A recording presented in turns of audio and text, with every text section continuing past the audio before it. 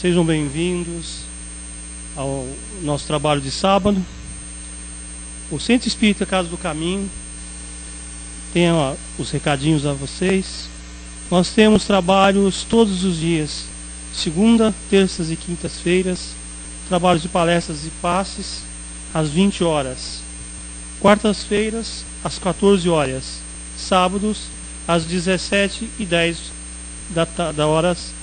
Domingo, às 10 horas da manhã, que junto nós temos a evangelização infantil. Nós temos o plantão de atendimento segunda, terças e quintas-feiras, a partir das 19 horas e 15 minutos.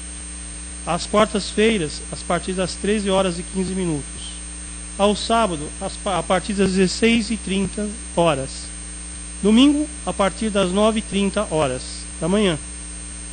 Nós temos o trabalho social, que no segundo sábado de cada mês serão distribuídos 60 cestas básicas aos irmãos que se encontram na internet, que quiserem fazer a doação. É só entrar em contato com a casa, que a casa retira a doação, tá? Principalmente de alimentos não perecíveis. E tem alguma coisa esse mês, mas macarrão, massa, tá?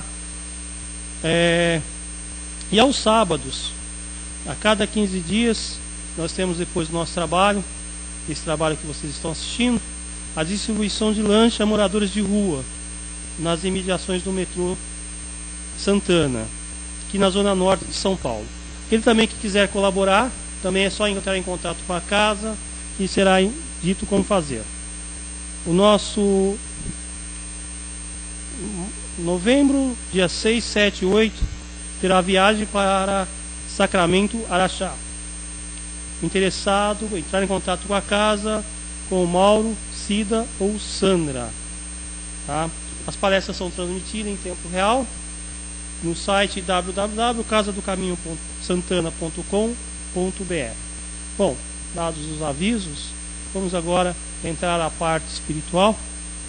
Vamos pedir a todos, aqueles que se encontram aqui presentes, aos que se encontram em casa, através de internet, e vamos cerrar os nossos olhos para que a gente possa ficar mais à vontade, para que a gente possa ficar mais acomodado, e levar o pensamento na imagem meiga do Mestre Jesus, aquele Jesus que você traz dentro do teu coração, e para que possamos pedir a Deus, Pai, nosso Criador, fonte eterna de luz, que nos dê o entendimento, a paciência, para que possamos juntos ouvir o que será exposto nesse recinto e através de internet, para que possamos em nossas mentes serem clareados e a nossa mente ser elevada.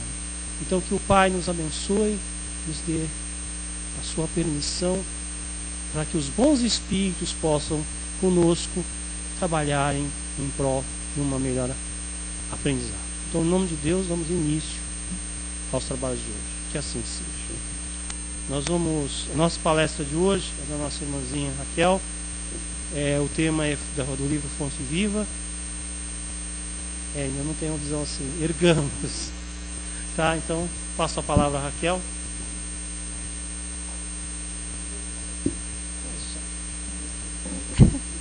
Boa tarde a todos. O tema, ele é extraído do Evangelho de Lucas, do capítulo 15, versículo 18, que diz o seguinte: levantar-me-ei e irei ter com meu Pai.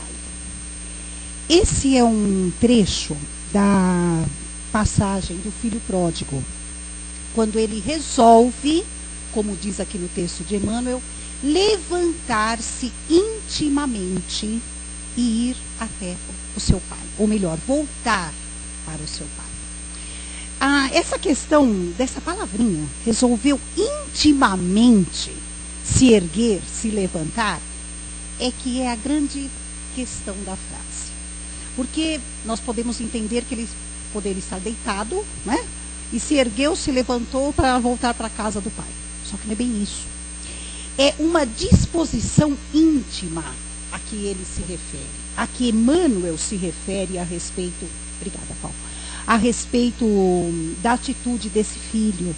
Isto é, ele resolve sair daquela posição de ociosidade para ir ao encontro do Pai em termos de ação.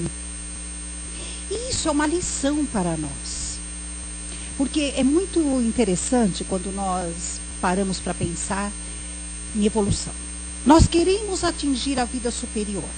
Nós queremos atingir a evolução. Mas nós não queremos nos mexer para isso. Como se fosse mágico. Né? Hoje eu estou aqui, amanhã, de repente, eu me levanto e me deparo com uma situação muito melhor na minha vida. Quer dizer, não é assim. Porque mesmo quando nós recebemos uma herança e a vida muda de uma hora para outra, quando nós ganhamos na loteria, a vida muda de uma hora para outra, tudo foi consequência de uma ação. Da ação de alguém ou de algo, quando não nossa própria. E tem uma outra questão, né?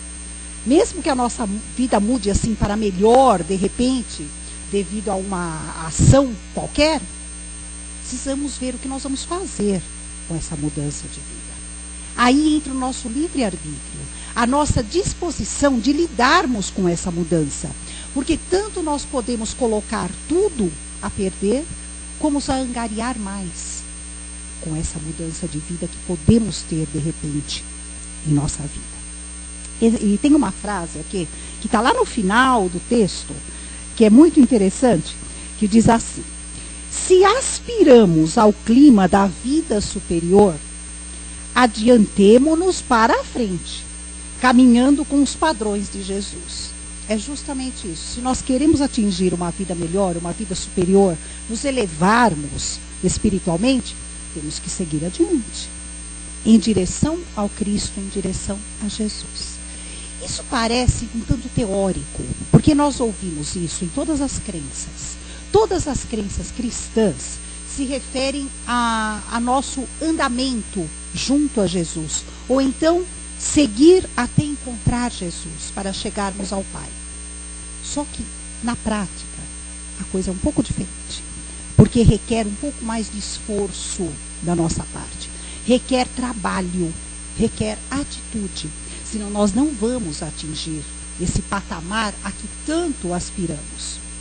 E o interessante é que na nossa vida carnal, na nossa vida material, o nosso dia a dia nos oferece tudo isso.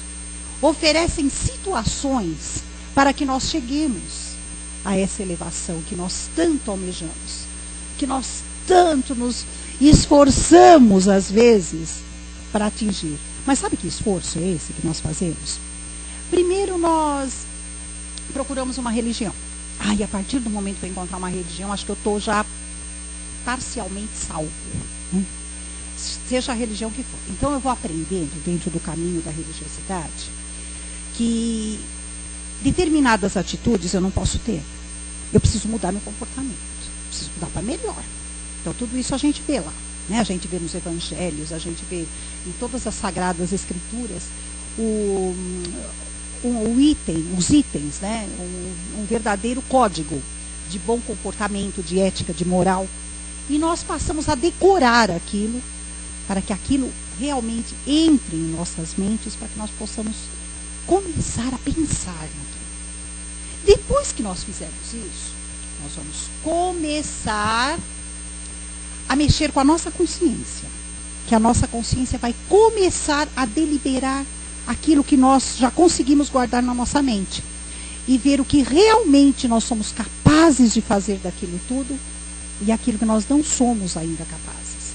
Aquilo que nós somos capazes, nós começamos a exercitar. Então vem uma oportunidade, vem duas, vem três, e a gente começa o exercício para colocar tudo aquilo em prática. Só que aquilo que nós achamos que nós não conseguimos fazer, começa a pesar na nossa consciência. Porque a gente sabe que tem que ser. A questão da caridade, eu tenho que ser caridoso. Mas como é que eu faço para ser caridoso? Eu vou tentar. Então eu vou fazer isso, vou fazer aquilo, vou começar a distribuir para os que não têm, vou começar aquilo que está mais próximo de mim, como caridade. E o que eu penso que seja caridade, né? Que tem uma distância, às vezes, muito grande daquilo que é realmente caridade. E quando eu não consigo fazer, a consciência dói. Eu me recrimino, eu me martirizo.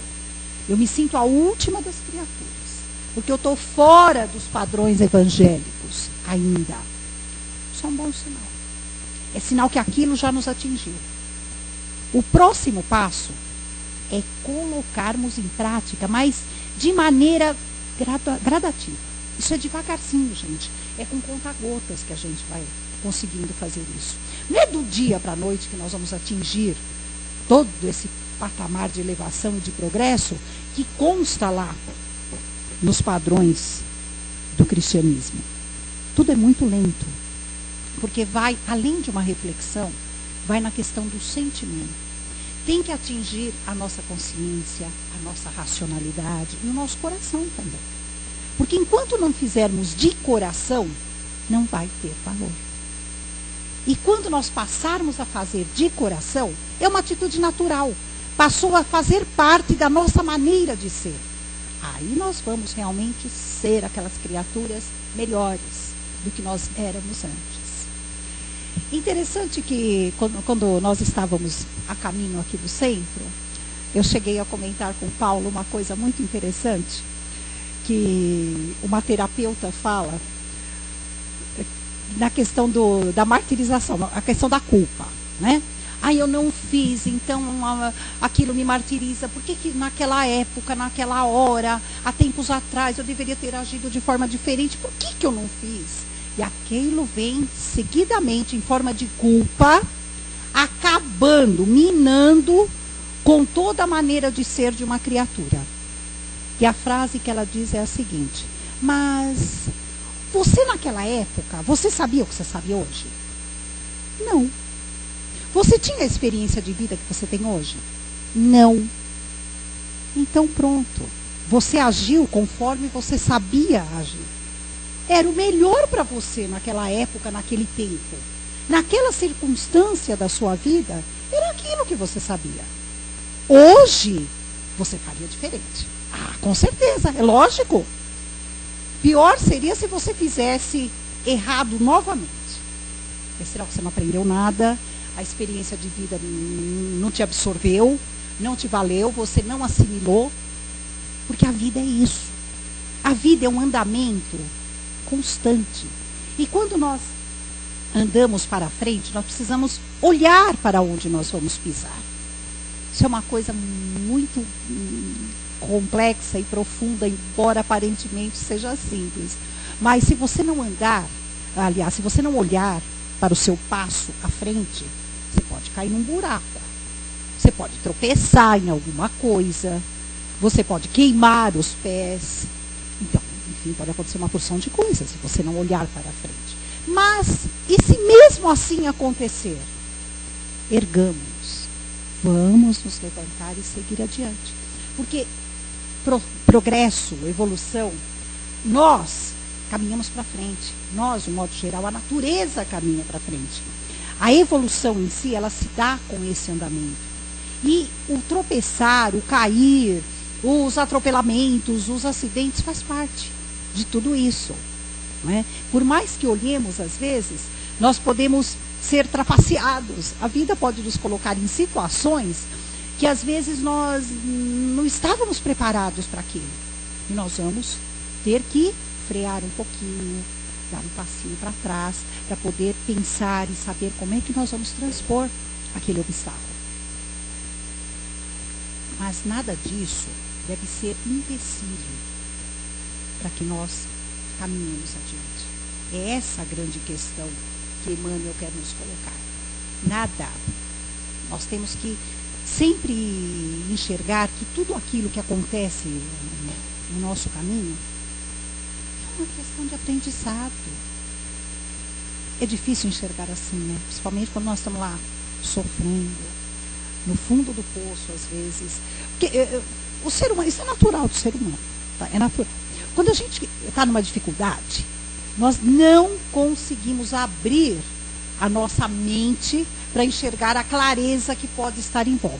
Não, nós não conseguimos. Parece que existe um muro que nos afasta para enxergar no que está após a ele. Nós não enxergamos. E se nós não tomarmos cuidado, nós vamos nos afundando cada vez mais. Então, é através da vontade de sair dessa situação, é através da fé que nós temos que ter em Jesus, em Deus, enfim, que nós vamos sair dessa situação. Ai, mas parece tão fácil tudo isso, né? Parece tão fácil a gente falar assim, não, você tem que ter fé, porque a gente fala isso pro outro, né? Tem que ter fé, você tem que ter paciência, você tem que ter tolerância. Nós temos o dever de falar mesmo, porque a gente sabe que é verdade. A gente sabe que depende disso. Só que vivenciar isso é que são outros 500, né? Como se diz, é muito fácil nós falarmos isso para o outro, mas aqueles que têm um pouco mais de experiência na vida sabem muito bem que o caminho é esse. É, não é ou não é, dona Maria? É verdade. Quem ainda está lá no comecinho da vida, né? Seus 20 e poucos anos, não tem essa visão. Por quê? Porque é uma visão afoita, ansiosa, né? De achar que tudo pode se resolver amanhã. Por quê? Porque eu tenho um caminho tão longo ainda pela minha frente, eu preciso resolver isso hoje, para poder viver bem, né? Daqui 10 anos eu tenho que estar ótimo, é para poder desfrutar. Só que a vida não funciona nesse ritmo. Ela funciona realmente, né, dia após dia. Cada dia com o seu aprendizado, cada acontecimento com a experiência que nós vamos adquirindo dele.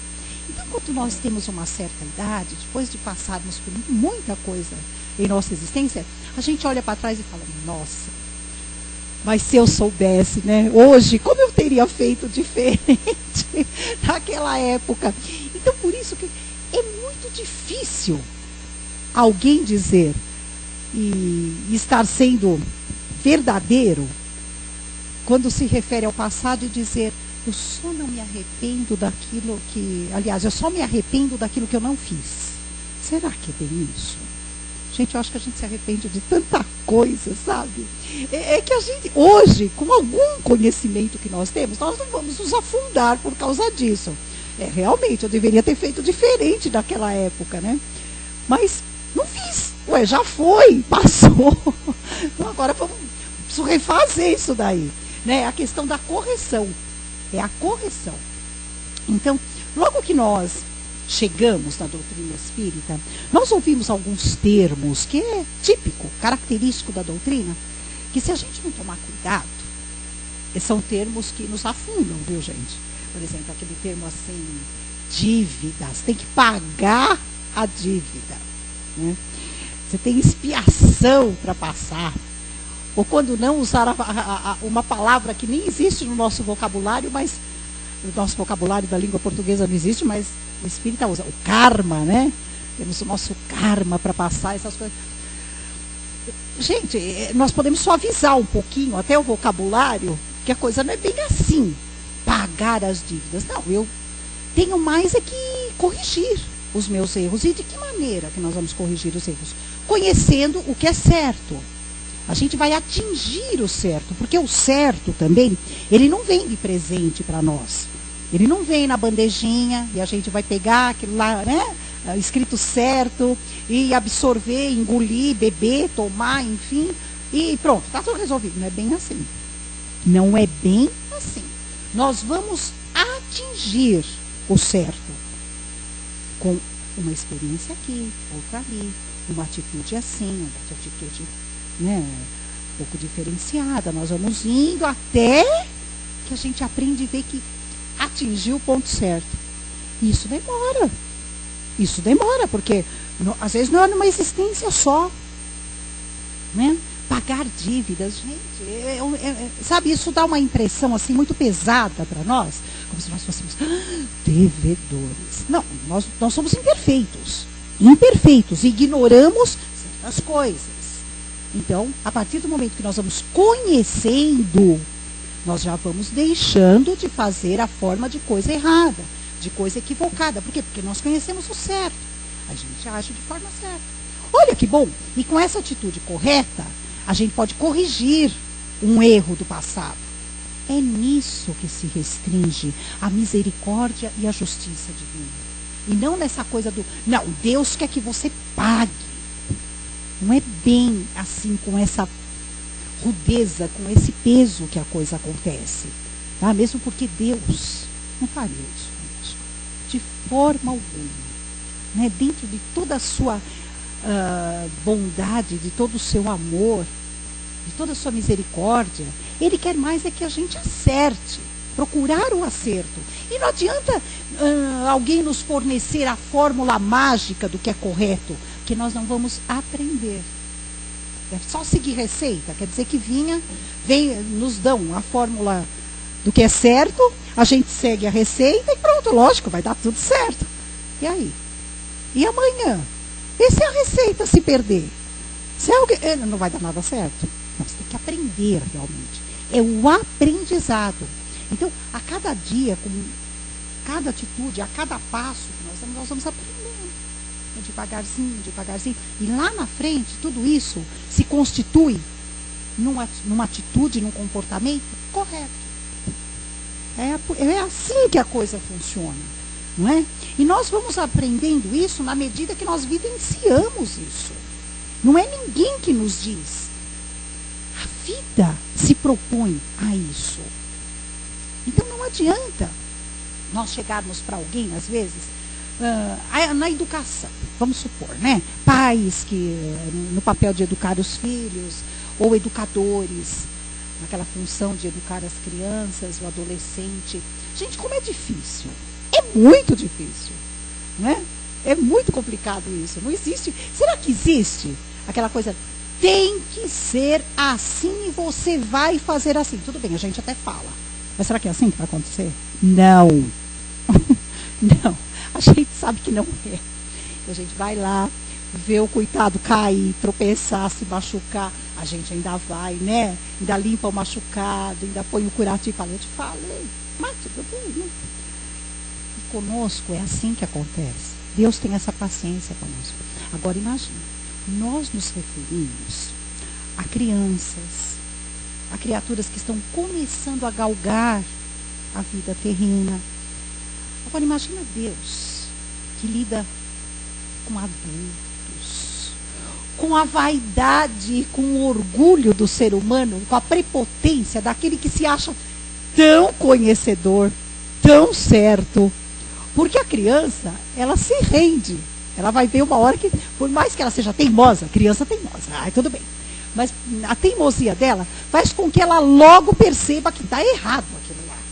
Né? É aquela coisa, não mexe na tomada que você vai levar um choque. Mas ele vai. Vai.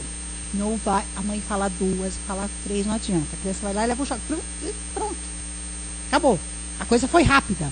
Agora conosco, adultos, que achamos que sabemos muito perante o Pai, a coisa demora um pouco mais. E os tombos são muito maiores. Até que se aprenda aqui. Você está indo por um caminho, meu filho, que você vai demorar mais para chegar lá no certo. Não que seja errado. Você está no caminho que você tem que seguir. É o caminho que você optou por ele. O seu livre-arbítrio te colocou nesse caminho. Você quis. Só que você vai demorar um pouquinho para acertar. Porque esse caminho está cheio de curvas. Ele está cheio de atalhos que você, quando quer entrar nesses atalhos, você acaba voltando e pegando o caminho mais longo. Por quê? Porque você tem alternativas, você tem opções. Com o desenrolar da nossa inteligência, do nosso raciocínio, o desenvolvimento das opções e das alternativas também cresce. Então é onde muitas vezes nós nos colocamos mais em dúvida do que uma criança que às vezes só tem noção do que vai levar choque e do que não vai. Então é muito mais complexa a nossa caminhada. Aí nós voltamos lá em Emmanuel, mas isso não quer dizer que a gente não pode se erguer e continuar seguindo. Não é? A jornada árdua a que Emmanuel se refere aqui no texto, quando ele diz que ausentar-se da posição negativa e absorver-se na reestruturação dos próprios ideais.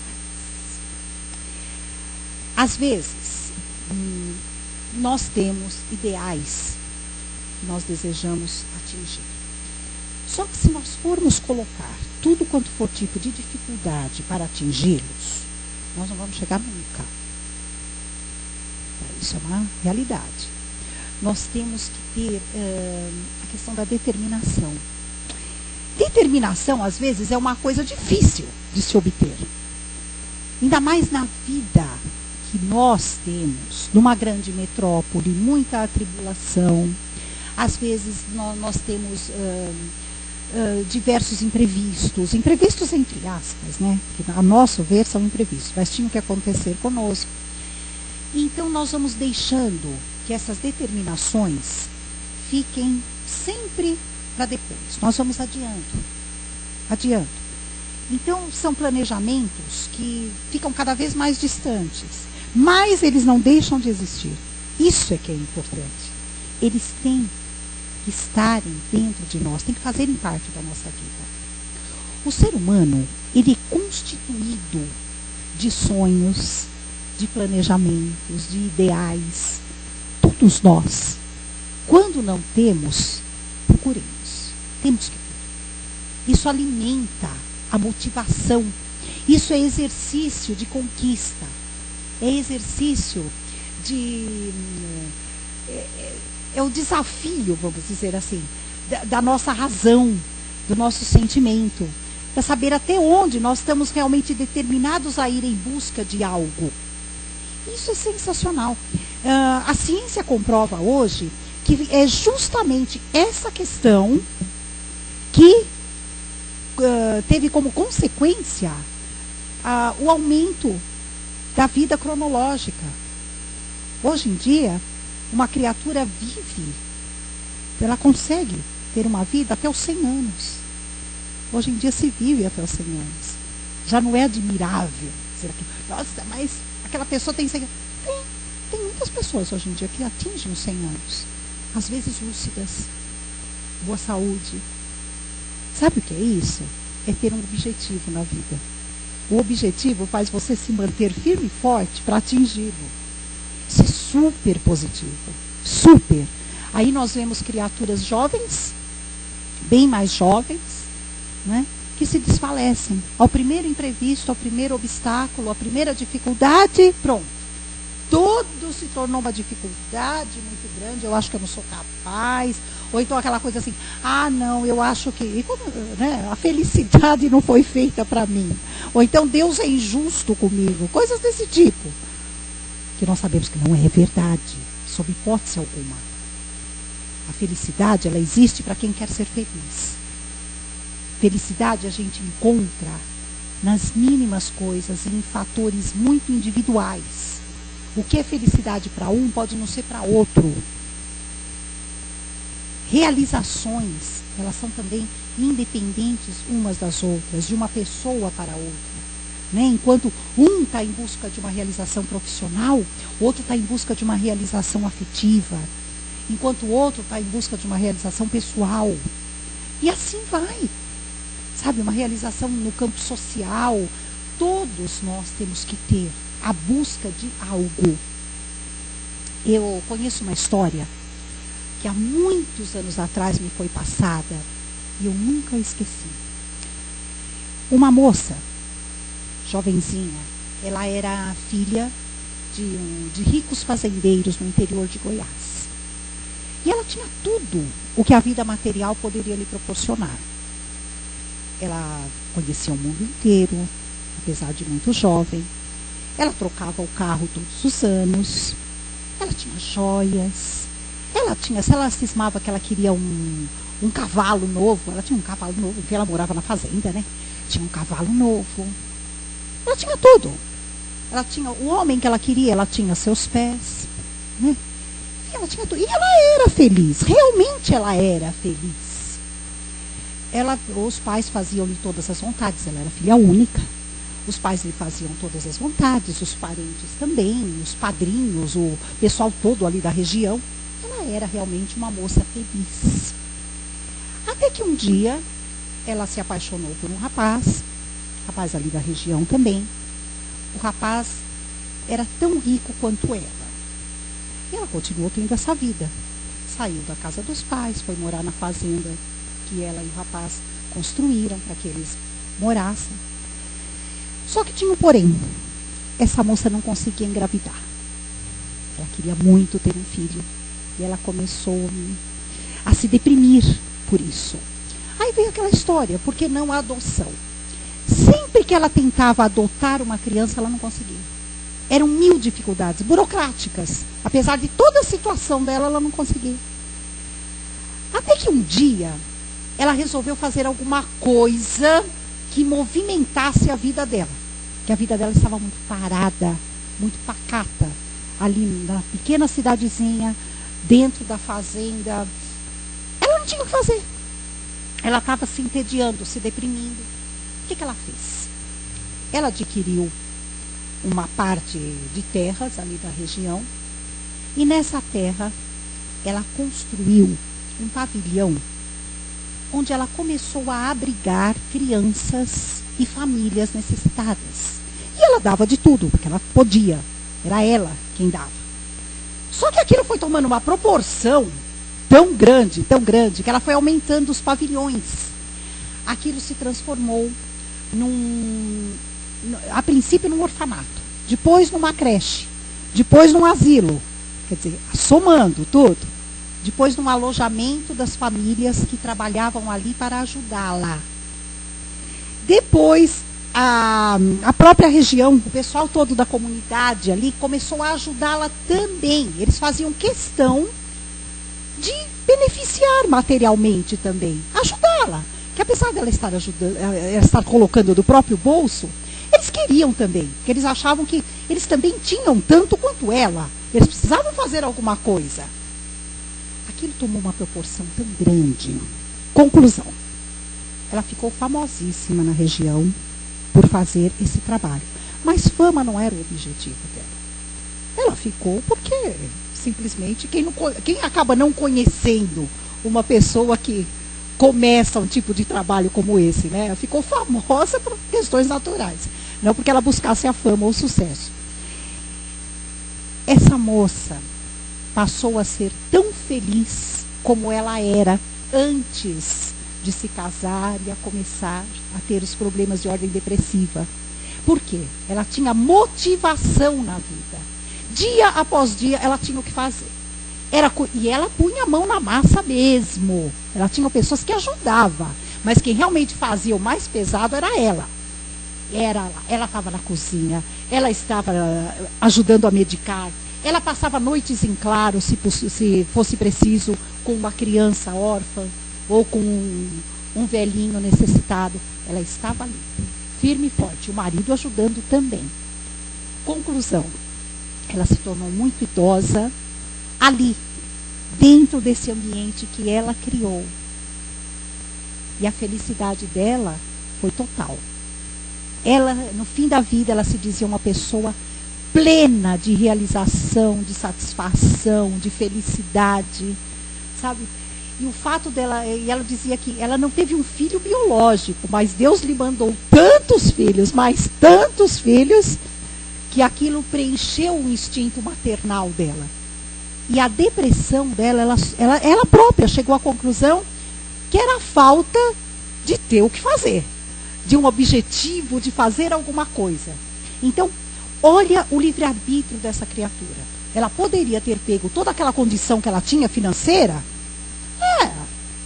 Vou acabar de conhecer o mundo, eu já conheço, mas vou mais, né?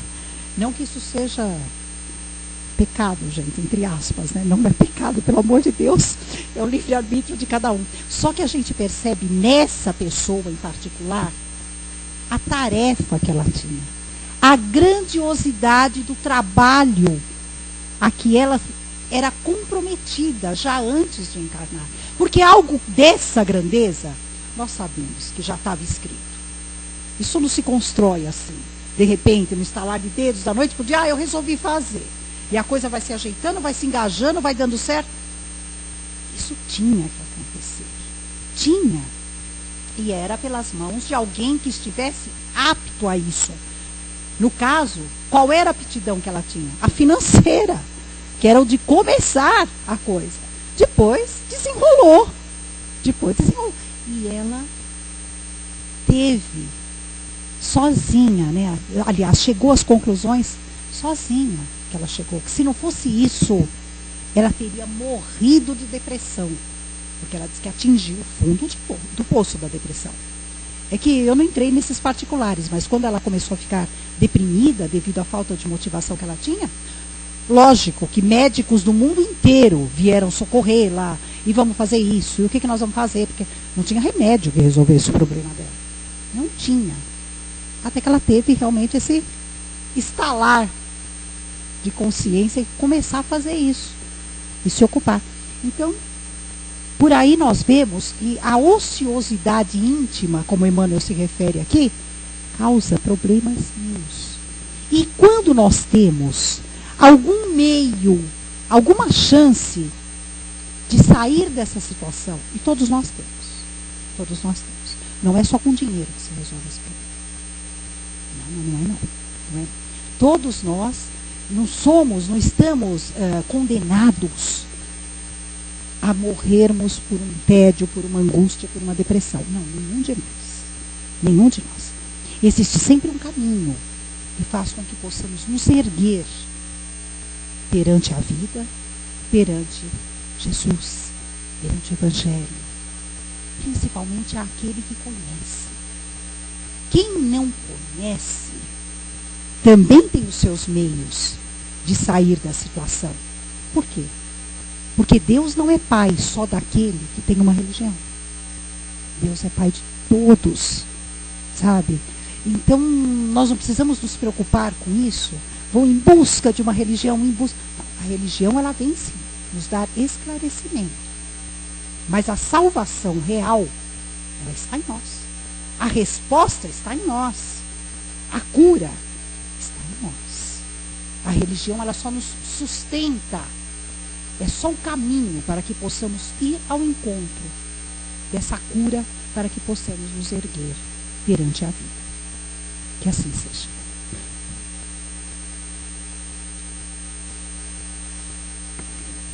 Bom, Raquel, você contando essa história, me lembrou a historiazinha do Arnaldo, um grande amigo meu. Uma história real, que aconteceu nos Estados Unidos. Também uma pessoa muito rica, perdeu a família e perdeu a mãe, partiu para a pátria, fez a grande viagem, voltou ao plano espiritual. E alguém da família, ela cheia de compromissos sociais, alguém da família falou: olha, se fizer caridade, você pode tirar o luto.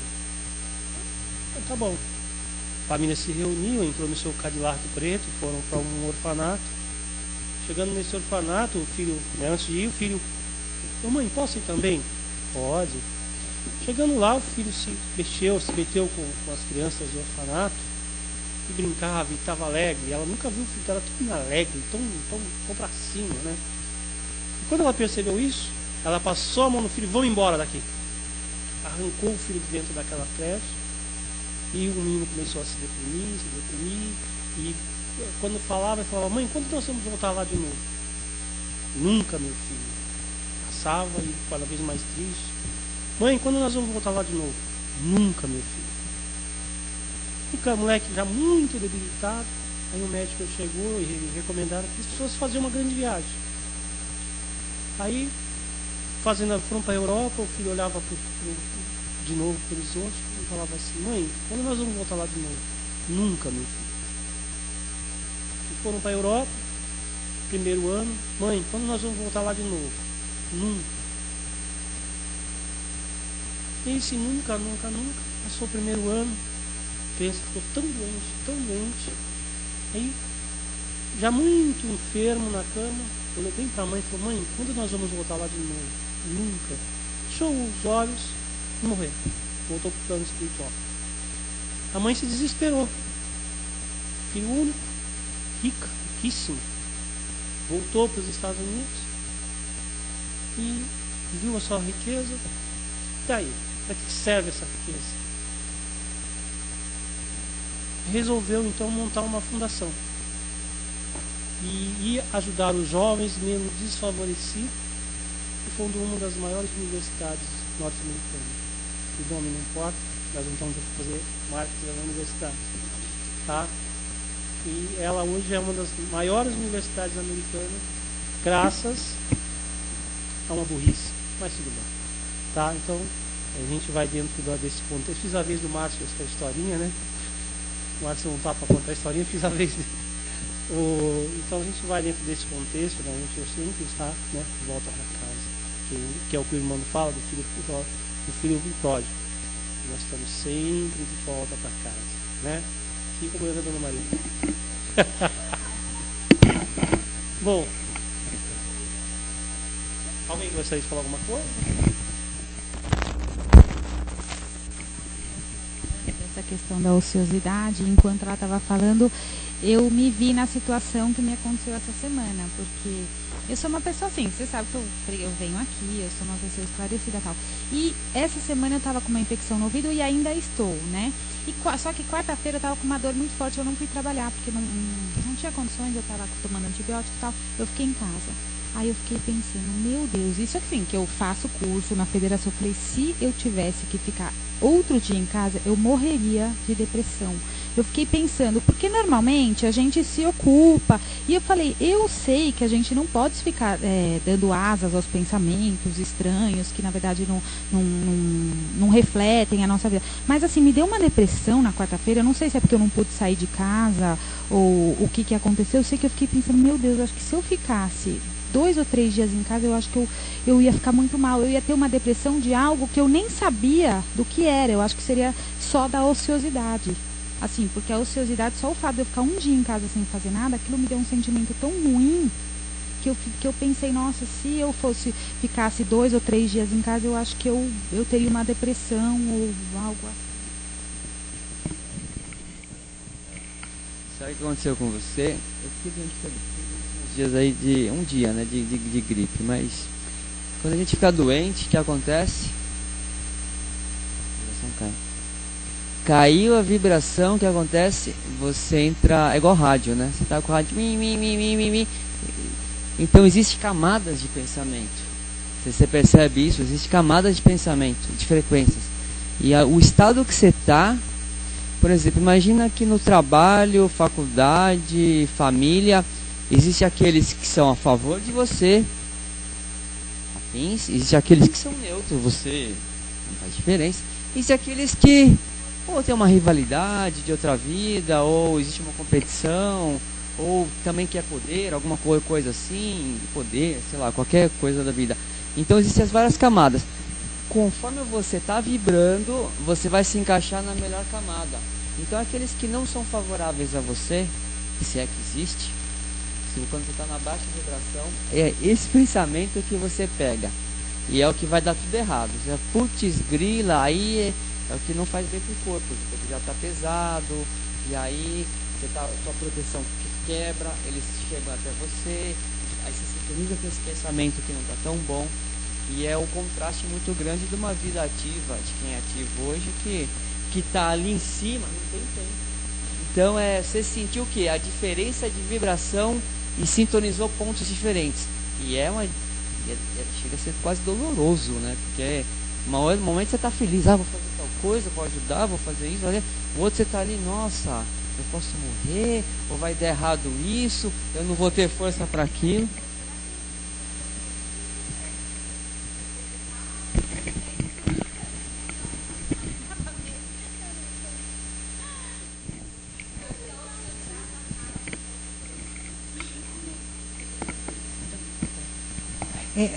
É interessante o que vocês colocaram.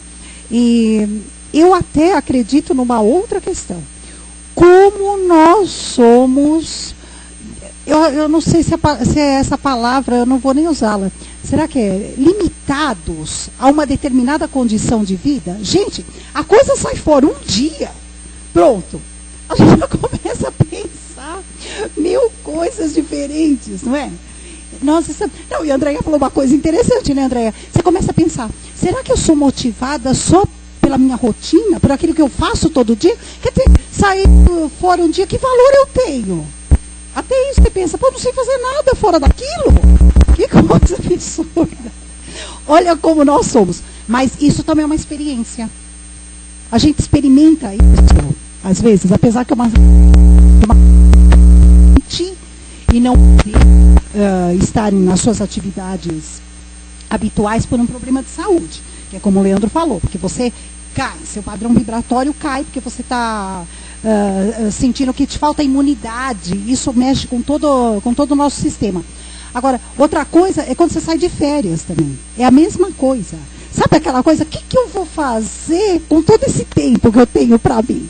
Preciso inventar alguma coisa. Nossa Senhora, será que eu sou sem trabalhar? Aí você começa a rodar no nada. Né? Roda em volta de você. E que não tem, né? Olha como nós somos. Olha a educação, a autoeducação. A educação a que nós nos colocamos. Gente, isso está errado.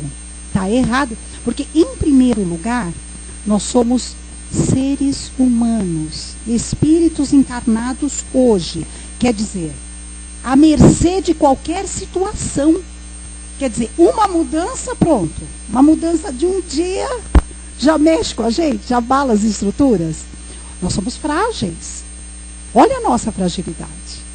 Aí nós vamos voltar aqui no texto, pegando o comentário que o Paulo fez, no finzinho da historinha dele, lembrando que, né, do filho pródigo, nós estamos sempre voltando para a casa do pai, né?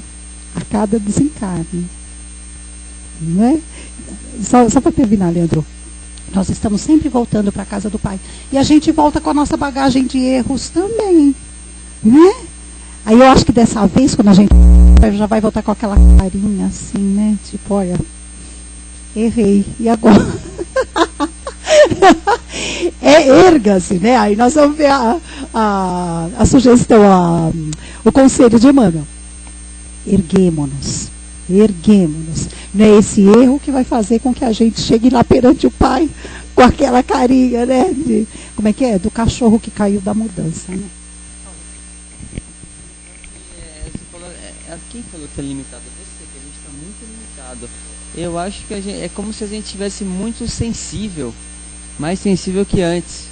Então a gente faz assim, ó, vum, vum, e aí a gente vê que pega a frase de Jesus: fora da caridade, do bom comportamento, do bom caminhar, você está frito. Não tem como, não tem só você sair pro lado, já cai. Não adianta, nós somos meio robotizados, né? A gente vive aquele condicionamento.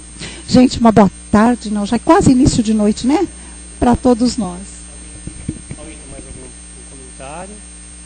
Não? Então tá. Agora você pode. Boa tarde.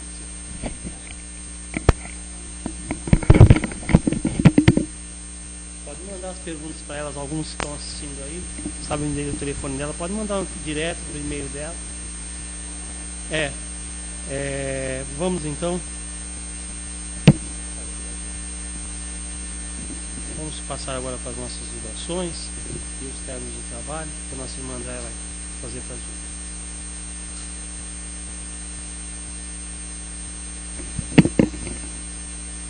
Então vamos aproveitando esse momento de serenidade, em que os nossos corações estão mais tranquilos,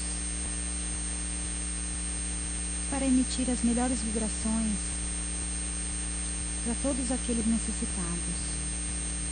Vamos transmitir os nossos melhores sentimentos de amor, de tranquilidade, de paz e harmonia.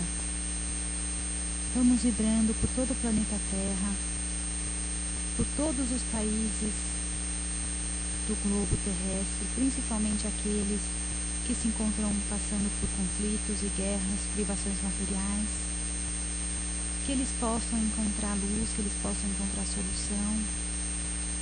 Vamos vibrando também por todos os dirigentes de todos os países, pedindo a Deus que os auxilie a tomar as decisões certas, no momento certo, e sempre em favor daqueles menos favorecidos. Vamos vibrando também pelo nosso Brasil, esse país maravilhoso que nos acolhe, pedindo ao plano espiritual que nos auxilie a todos os nossos dirigentes, para que possamos fazer esse país cada vez melhor, cada vez mais feliz. com menos desigualdades. Vamos pedir também por todos aqueles nossos irmãos desencarnados que se encontram passando por momentos difíceis, no umbral, na crosta, que eles possam encontrar Jesus, que eles possam seguir os ensinamentos, de modo que eles possam encontrar a paz, a luz e a tranquilidade. Vamos vibrando também por todos aqueles irmãos que se encontram nos presídios, nos hospitais, nos asilos, que o plano espiritual possa lhe prestar assistência para que eles consigam superar as suas mazelas, os seus erros, que eles possam reconhecer e encontrar um melhor caminho. Vamos pedindo também pelas nossas crianças, por aquelas que se encontram nas ruas, abandonadas, nos orfanatos, para que elas possam encontrar mãos amigas, que possam acolhê-las em seus lares, que possam prover a ela todo o afeto e carinho que elas tanto necessitam. Vamos vibrando também pelos nossos locais de trabalho, pelos nossos colegas, pedindo ao plano espiritual que nós sejamos a luz naquele ambiente e que possamos manter sempre o pensamento elevado, harmonioso e sempre respeitando ao nosso próximo como nós gostaríamos de ser respeitados. Vamos vibrando também pelos nossos lares, por todos os cômodos da nossa casa, pelos nossos parentes, familiares próximos e por todos aqueles que residem conosco, pedindo ao plano espiritual que nos auxilie para que possamos sempre manter o ambiente feliz, um ambiente de muito respeito. Vamos fazendo também uma vibração especial por alguém que amamos, ou aquele que nós temos uma dificuldade maior de entendimento, pedindo ao plano espiritual que leve até essa pessoa nossas melhores vibrações, que ela possa receber todo o nosso carinho, todo o nosso abraço, nosso afeto. E por fim, vamos pedindo licença ao plano espiritual para vibrarmos por nós mesmos. Nós que somos os mais necessitados,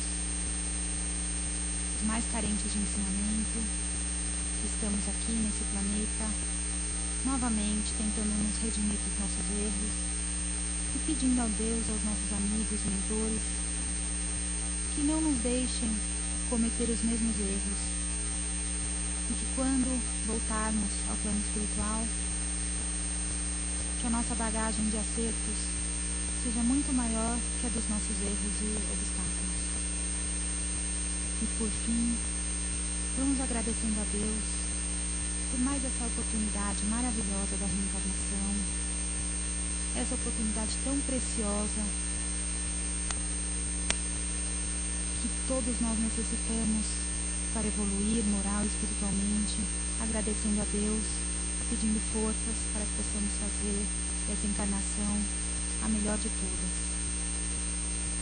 Enfim, vamos agradecendo por esse trabalho, pedindo ao plano espiritual que nos auxilie, agradecendo a presença deles aqui, que possamos estar aqui na próxima semana, possamos retornar aos nossos lares protegidos e que ao longo da semana eles possam nos auxiliar a colocar os ensinamentos de Cristo em prática. Que assim seja, graças a Deus.